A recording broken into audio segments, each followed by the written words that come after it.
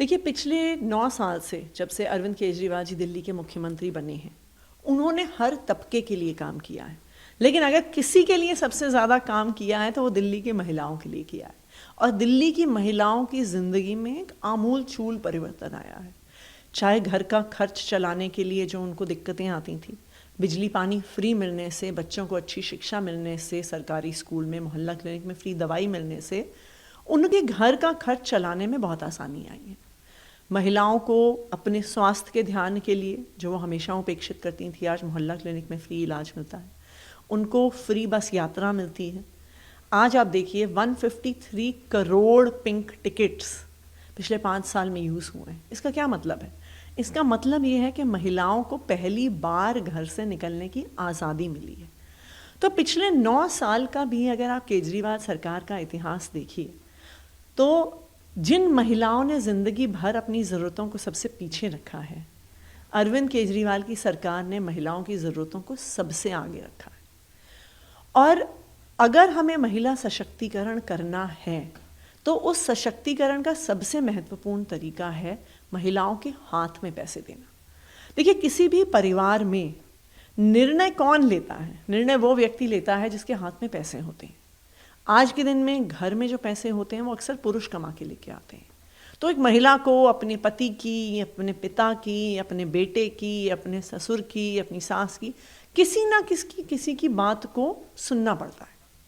लेकिन जब पैसे डायरेक्टली महिलाओं के बैंक अकाउंट में जाएंगे, उनके अपने होंगे, तो उस पैसे पर निर्णय लेने का अधिकार उस महिला को होगा। जी, लेकिन बीजेपी कही है कि एक चुनाव से पहले लोक लुभावन बजट है और इससे पहले भी जो दिखाया है पिछले बजट में जो आप लोगों ने घोषणा की, कई उनमें से ज़मीन पर नहीं उतरी। खासतौर पे ऐसी घोषणा पंजाब में भी की गई थी, लेकिन अब तक उसकी लागू नहीं किया जा सका है।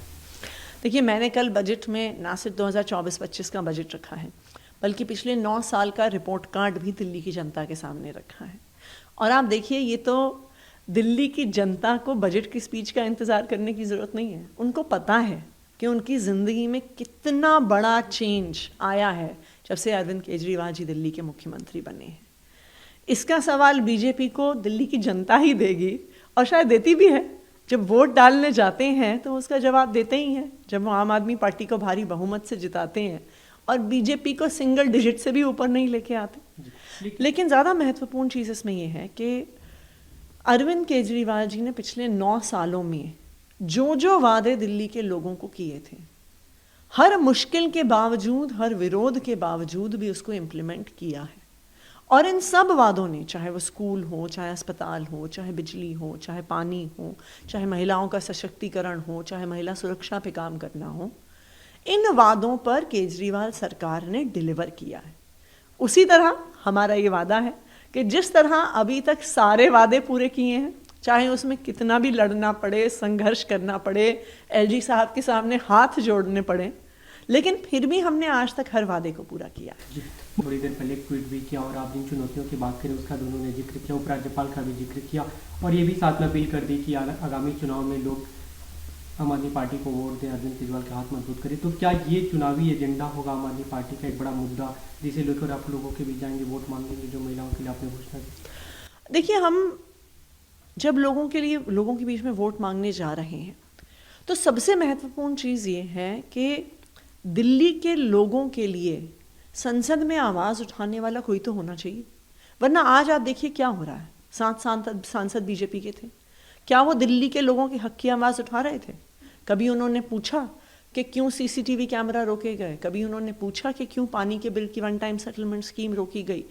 कभी उन्होंने पूछा कि GNCTD अमेंडमेंट एक्ट लाकर एक दिल्ली के व्यक्ति के वोट का अधिकार क्यों छीना जा रहा है? कभी नहीं पूछा। वो तो खुश होते हैं हर बारी केंद्र सरकार कोई ऐसा काम करती है जिससे दिल्ली वालों की ज़िंदगी खराब होती है, वो बैठ के तालियां बजाते हैं, वो हंसते हैं, वो मुस्कुराते हैं। दिल्ली वालों की हक की लड़ाई कौन लड़ेगा संसद में? वो लोग लड़ेंगे जो दिल्ली वालों के साथ खड़े हैं।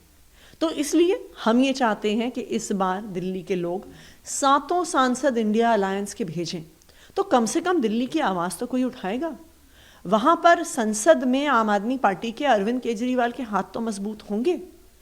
अगर सांसद आम आदमी पार्टी के आते हैं, इंडिया अलायंस के आते हैं, तो फिर एलजी साहब की भी फिर उनकी हिम्मत नहीं होगी कि वो बार बार दिल्ली सरकार के काम को रोक सकें, दिल्ली वालों के काम को रोक सकें। जी, बजट पे अगर आया रामराज की अवधारणा, इसका क्या कुछ औचित्य था? क्योंकि एक तरह से पूरी तरह से फाइनेंशियल मैटर होता है, इसमें राम को लेके आना, राम से जोड़ना, आपको क्या इसका औचित्य लगा, क्यों ऐसा? देखिए, राम राज्य क्या है?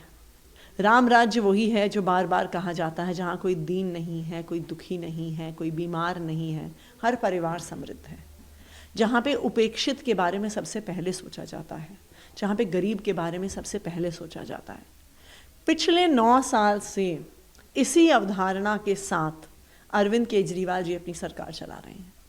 जिन लोगों के बारे में, चाहे वो झुग्गी बस्ती में रहने वाले लोग हों, अनऑथराइज्ड कॉलोनी में रहने वाले लोग हों, चाहे वो महिला हों, चाहे वो बच्चे हों जो सरकारी स्कूल में जाते हैं, जिनके बारे में आज तक सरकारों ने कभी नहीं सोचा, उनके बारे